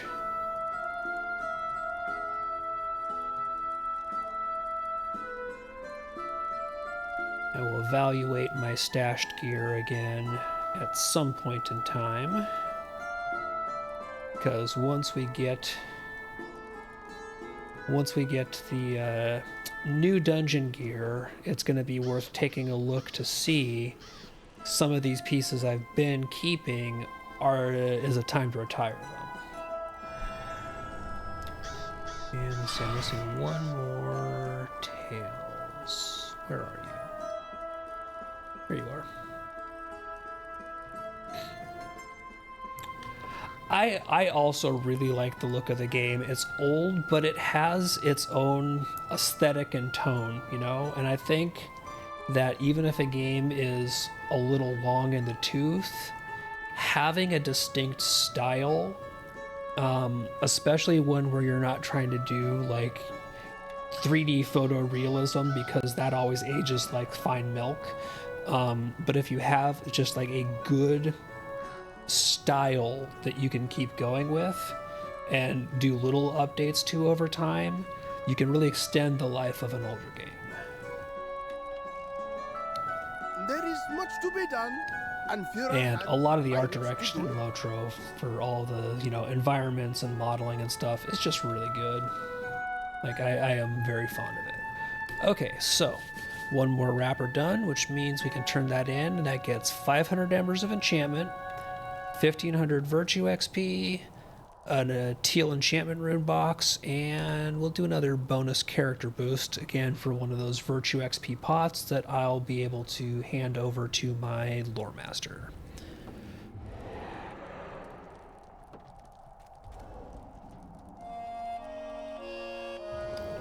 So, what I want to make sure here is that, okay, yep, There's nothing I need to open here before it rots or times out, because delving rewards boxes, the initial one you get for running the delving, you have to open them within an hour because they're time limited. So I always like to just make sure that I didn't run any of them and forget to open the boxes, because I'm an idiot and I will do that repeatedly. Let's see. Did I do task turn-ins? I did not do task turn-ins on this character yet. So let me bounce out to Howrax real quick.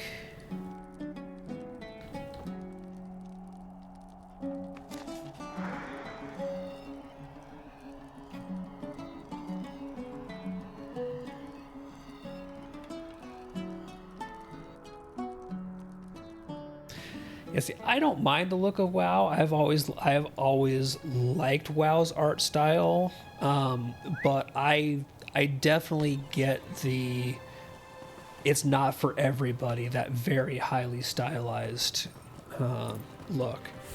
On the plus side, those stylized graphics also, again, if you go a little bit further into that stylized direction from something that is the more grounded, like, you know, the Lotro style here, boy, you can use it to extend the lifespan of your game. So there are definite advantages to go in that route. But I do know that it's not everybody's cup of tea, which is fair. Not every game needs to be for everybody.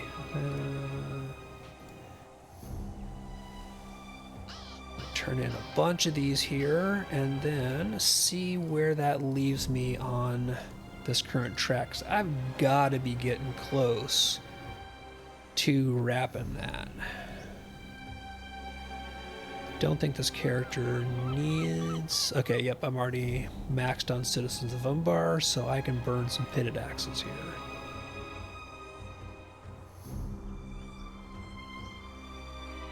I think I should have one or two more before I hit cap. Yep, there we go. There's my 10 of 10. So let's see. Open up the legendary reward track, and where am I on the current track? Oop, I'm into the 90s. So yeah, even with being a slacker and taking a bunch of time off, I did get a significant amount of makeup progress here. So could have gone a lot worse. I'm partway into 92, which is not bad. So at some point in time, I will need to actually pull those out and start using them and stashing the rewards, but that will be for another day. Yep, I was thinking the same thing, because I know it's 8 o'clock, so it is their time to go live, and I'm actually, speaking of that, gonna go ahead and raid out to them so that I can call it a night here. Thanks for stopping by and chatting. It's good seeing you as always. But we're gonna go yell at SGL.